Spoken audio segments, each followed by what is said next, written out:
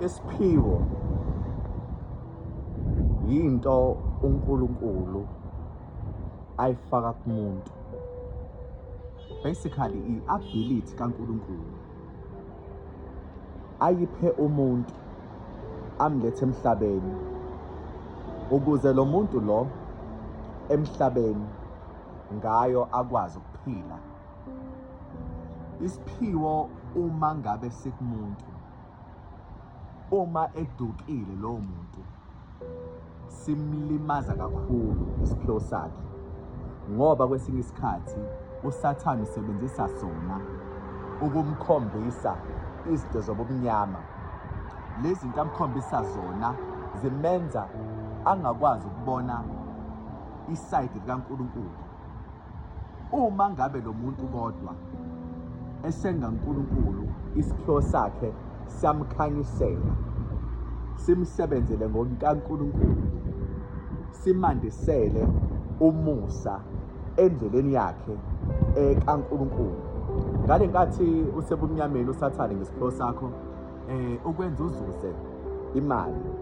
Kodwa ke as much as uyizuza le mali, there is something esuke ithi kodwa kukhona okungaba ngcono kunalokhu engikwenzayo. Yabo, kuba khona lokho kulamba ukuthi yes ngiyakwenza lokho but sengikhathele ukwenza lokho. Yabona ke lapho uma usukuleyo position yokuthi uthi kukhona okungangcono, into leyo eyenzeka kubona bonke abantu abanomoya kaNkulunkulu. Uma ngabe sebelambele ukuhlangana noNkulunkulu ukuze uNkulunkulu abaqeqeshe, abaguide endleleni ahambe nabo. Well-ke uma ngabe igift yakho sisebenza ngokuNkulunkulu, umoya oyingcwele is there to stay nawe, nokuqeqesha nokukusiza noma usufikelwa ukusaba, uyakutshela ukuthi nginawe. Amahloni mase kufikela uyakutshela ukuthi kodwa umntwana wami. Uma uSathane ek-accuse noma ek-attack akutshela ukuthi ngiyakuthanda. Ngale nkathi igift yakhe ikusebenzela kokaNkulunkulu, you must expect ukuthi kuzoba khona izitha. Abo leyo nto leyo akuyona into ngabe yayiqabuka, yinto nje vele kumele uyijwayele ukuthi bonke abantu abanama-gift kaNkulunkulu kuba khona izitha. Yingakho noma ngabe umbona umuntu igift yakhe imlandela udumo, amandla nakho konke, ungamele uyifise, because you do not understand ukuthi eze abe laphaya iziphi induku ezimshayayo. Noma ngabe-ke kusesontweni noma kuyikuphi ifield la khona igift kaNkulunkulu e-exercisewa khona, all I know ukuthi igift kaNkulunkulu mo-exercise phambi kwaNkulunkulu wena uyasizakala, iba healthy leyo ndlela yokusebenza kwegift yaNkulunkulu, ngoba ayikulimazi wena, but moyisebenzisa outside uNkulunkulu izokulimaza. It's a given. Yingakho la kumele understand ukuthi noma ngabe-ke isikumemela izithi igift yakho, are we betraying igift yakho is betraying yourself. How do a person betray their gift? Ngale nkathi bevuma uSathane ebakhohlisa ngaloko okuncane abathembisa kona, lapho kawukhulu uhlala kwilevel eyodwa.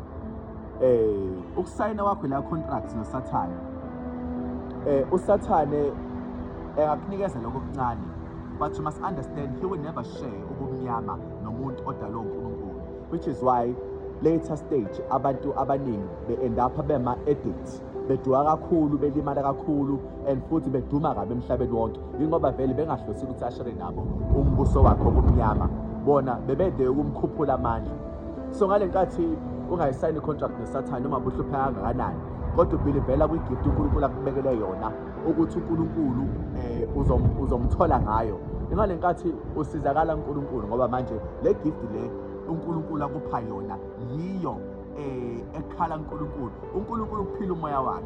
I remember ngisamusha ekholweni, one thing I knew, awukwazi ukubeka omunye umuntu eceleni uthi akashumayele nami, awukwazi ukubeka omunye umuntu eceleni ukuthi akafundise nami, ngoba imina ozoqala, imina ozophuma phambili. I knew I had this ability even before ngingene la, kodwa nithe sengena I knew ukuthi this is something that I'm good at and ayikho umuntu ongangidlula. yabo. And ukuthi kodwa-ke ngiyithole kanjani, sengiyabona manje ngithole uNkulunkulu leyo nto, hhayi ngoba ngiyiphakamisa. Umuntu okwazi ukuhlabelela uthi ibini okwazi ukuhlabelela kahle futhi akayibona iphutha, nokwazi ukwenza something ukuthi mina ngikwazi ukuyenza kangcono. That is a gift, i-gift oyiphiwe ongayisebenzelanga. Ukhona-ke oyithola endleleni. For example, mina ukuhlabelela angikwazi sisi kahle, kodwa ngoba senginoNkulunkulu ngiyithola sengihlabelela, ngithola sengenza izinto lezi ebengingakwazi ukuzenza. uNkulunkulu into ayenzayo ukuthi ufike labantu abangafuni ukusebenza, ama-gift abo abavale, uyawavala uNkulunkulu mase activate kwabanye. Ngizokusho kanje lokho akukho obucayi. Uma sibheka la uNkulunkulu, kukhona amadoda amathathu aya kuwona. Eyokuqala ithi iNkosi, amathalente ongiphe wona ayisihlanu, ngizuzile amanye ayisihlanu, manje seyilishumi. Seyasho ukuthi nceke enhle, kwazile ukuthembeka kwingcosana, ngiyakubeka kokukhulu, ngena ekuphumuleni kwami. Eyesibili indoda eza kuyena, ngathi iNkosi unginikezile amathalente amathathu, sengizala amanye abayisithupha. Usiyasho uJesu, nceke enhle, ukwazile ukuthembeka kwingcosana, ngiyakubeka kokukhulu, ngena ekuphumuleni kwami. Kulo wesithathu owayenikeza ithalente elilodwa wagqiba, uthi uNkulunkulu, ngiyazi wena ukuthi unokubhavumuluka okukhulu. Uma usufuna into yakho ayifuni, usuyifuna ngempela. Ngakho-ke ithalente lakho ngikugqibile ukuze uma ufika ngikunikeze lona. Uthi-ke bongayithathi ngani imali yami ongenani uyifake ebhange ukuze ibe nenzalo, ngoba uyazi ukuthi nginokubhavumuluka okukhulu. Wasiwathi mphoqeni lo, ninikeze lo onayishumi, nimthathe nimphothe ebumnyameni obukhulu, base kuba ukukhala nokugedla kwamazinyo. Qonda ukuthi labantu laba abasebenza uNkulunkulu abanikeza amathalente ede kubona, laba abanye bayaphucwa because abenzi lutho, bahleli phansi. Which is why la noma ngabe unayo igift, uma ngabe kodwa ungayisevi iwili kaNkulunkulu, you won't function as umuntu oseva intando kaNkulunkulu. uNkulunkulu uma ngasefike la ebona uMalusi masebuka nje umfundi, kodwa uMalusi akayisevi iwili yaNkulunkulu, umfundi oseva iwili kaNkulunkulu. Umfundi lo uzokwazi ukuthi afunctione ngaphezulu kwamalusi. Isipho samalusi ngesibonakalo sizokwehliswa, kusetshenziswe nangu umfundi, ngoba umfundi useva iwili kaNkulunkulu. uNkulunkulu usesayidini likaNkulunkulu, ngeke nje abe sesayidini lomuntu, usesayidini likaNkulunkulu. Which is why la uma ngabe uNkulunkulu ufuna umusa wakhe, kumele wenze iqiniso lakhe.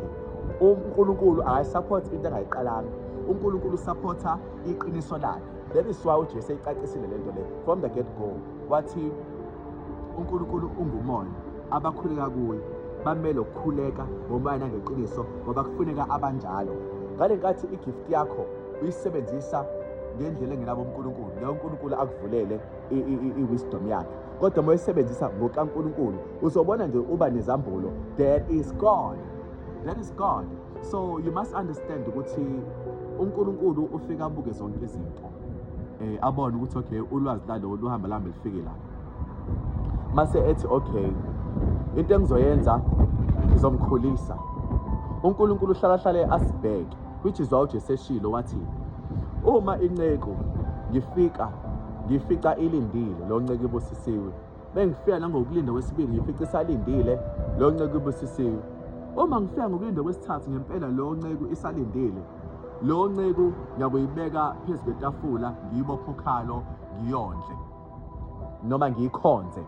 Ngamanye amazwi uNkulunkulu uyakwazi ukubakhulisa abantu, futhi abenze bephathe. Mina I didn't know how to stand in front of people and speak, but ngale nkathi uNkulunkulu sengim-embrace empilweni yami, that is when he started ukuthi angitrade personally. uNkulunkulu unomona ngami nabanye abagcotshiwe bakhe bangempela. Akanankinga nabantu abagcotshwa abanye abantu, unenkinga kodwa nalabantu abagcotshwa uyena, ukuthi unomona ngabo. Ufuna ukuthi kube uyena ozobahola nozobasiza abagayide endleleni, ngoba izitsha zakhe.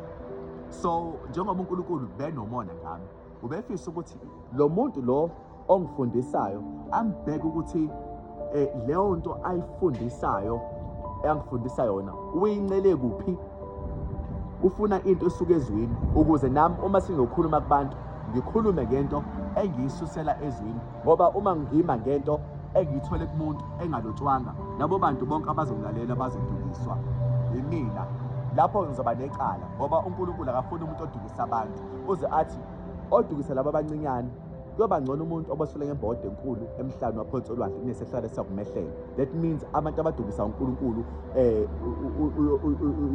uyobajaja ngendlela ebuhlungu. Kukhona kodwa isijeziso ayobanikeza sona.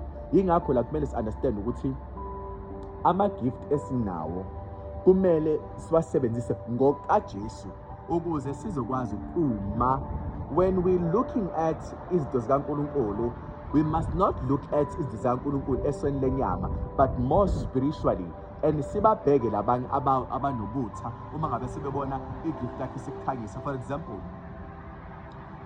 bambalwa abantu abanendaba ukuthi umuntu ukhuluma kanje igift yakhe injani uma esaqala engakwe-understand naye negift yakhe engakwe-understand. Kodwa uma umuntu esevela ko-TV noma esenza imangaliso eseduma umhlaba wonke, bonke abantu bafuna ukumazi lo muntu, bafuna ukumuzwa lo muntu, kodwa abantu ababi nendaba mesaqala eselapha. So you see, kumele umlalelo umoya engcwele okuholayo lokho kulambo nakho ukuthi ngingakuthola okungcono uNkulunkulu ongakwazi ukuthi akondle akukhulise. Ingakho umpostoli ethi kukhona yini la ofuna ulwazi noma ukuqonda, akacela uNkulunkulu opha angathakati. Ingakho la kubalulekile ukuthi uma ngabe ufuna igift yakhe iholo uNkulunkulu, just come closer and wazi ukuthi kodwa nawe abantu bazokuzingela, ngoba phela uma uNkulunkulu esek-exposer obala njengoba esi-exposile nathi, abantu abaningi bazoba nomona. Inkosi ithele umusa ngengande kakhulu.